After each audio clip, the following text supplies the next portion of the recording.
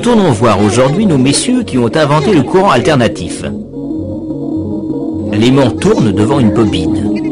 Il sort du courant et qui change de sens du courant alternatif. Il est d'abord maximum dans un sens, décroît, change de sens et ainsi de suite. Vous connaissez.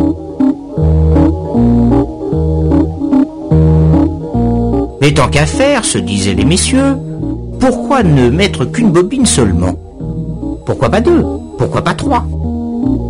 De fait, avec une seule machine, cela faisait 3 courants. Tel est le principe du courant triphasé. 3 courants avec chacun 2 fils. Total, 6 fils. Cela faisait quand même pas mal de fils. Il devrait y avoir un moyen, dit quelqu'un. Et c'était vrai, il y en avait un. Prenons un fil de chaque circuit. Dans chacun d'eux circule un courant alternatif. On est bien d'accord.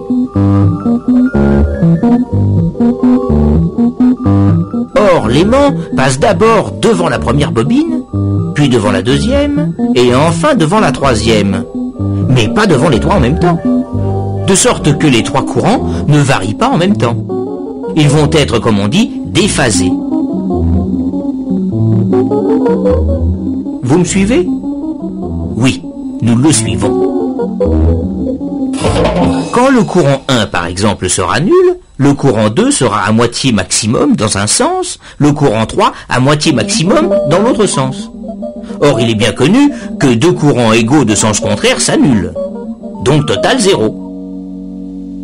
Un peu plus tard, quand le courant 1 sera maximum dans un sens, le 2 sera à moitié maximum dans l'autre sens, et le 3 aussi.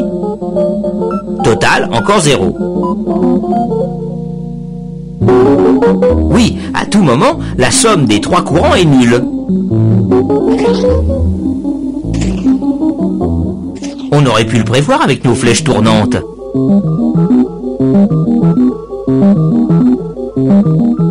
Mais si la somme des courants est nulle, on peut donc mettre en commun ces 3 fils de retour. Et oui, et cela marche.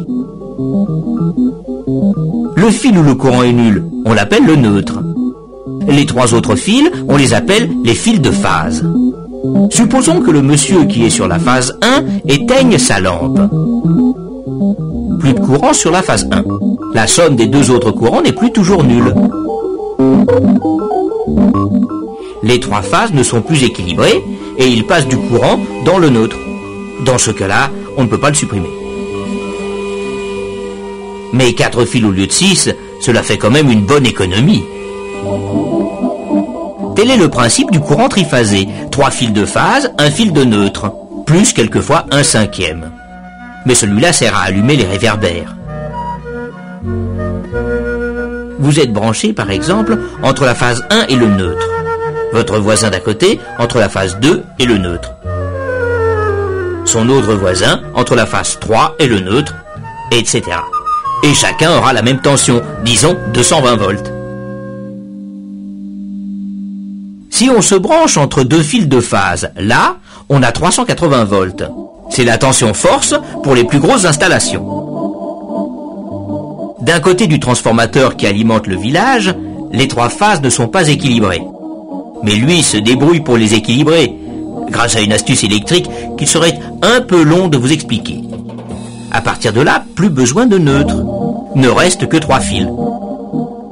C'est ainsi que voyage le courant triphasé de transformateur en transformateur jusqu'à l'usine électrique.